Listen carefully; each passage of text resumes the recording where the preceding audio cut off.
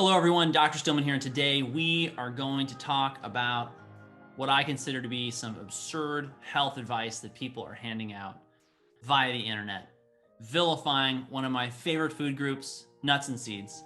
I have come to the conclusion that vilifying entire food groups, single nutrients, various other biochemical structures, categories, you name it, is truly the modern day identity politics of nutrition.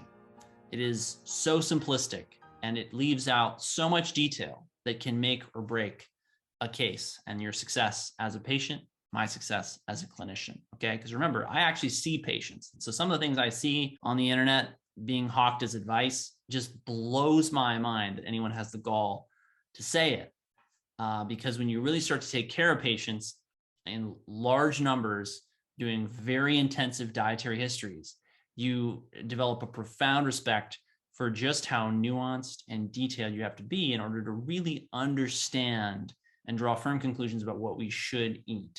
And even then, you'll start to see patient after patient after patient after patient after patient who breaks rules you thought were set in stone and proves you wrong. So let's talk about what I'm talking about. This is a post from Carnivore Aurelius, whose stuff I generally speaking adore, but this one was too far. Let's talk about why.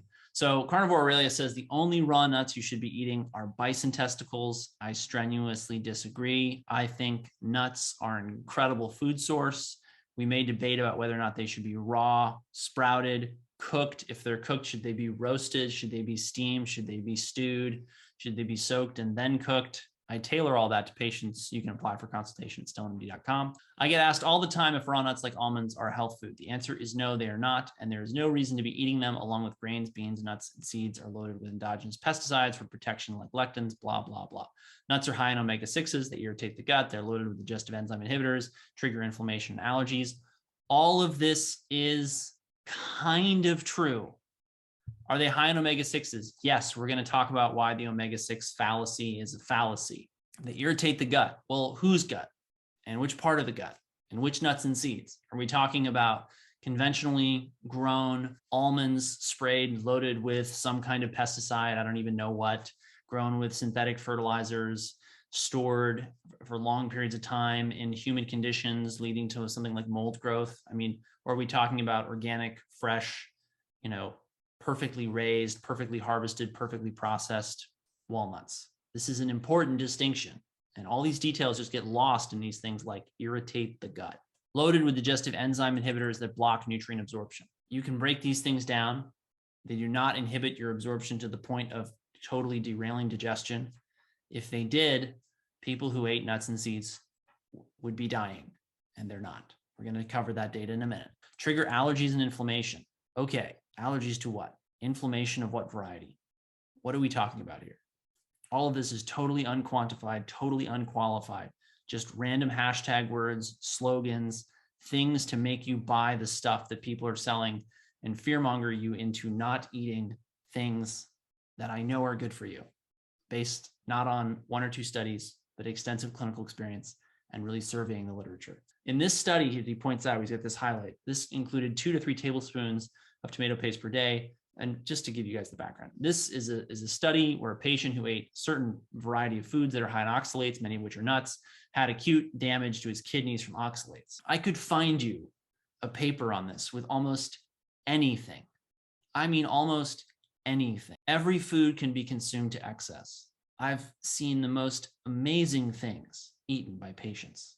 I have to tell you that the guy who takes the cake is a patient of mine who he ate large amounts of lamb brains in order to meet his DHA and EPA levels. Yes, that's how extreme some of my patients are.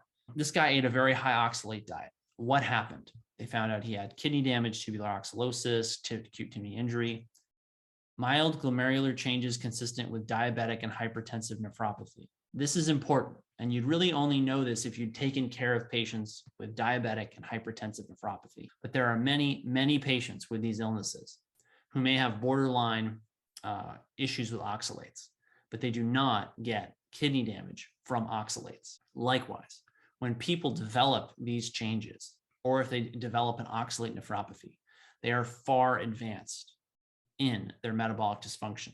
So telling a 30-year-old who's healthy, that you shouldn't eat these foods because a 50-year-old in poor health who's been destroying their metabolism for decades had on this one occasion a bad outcome because they followed an extreme diet is very extreme.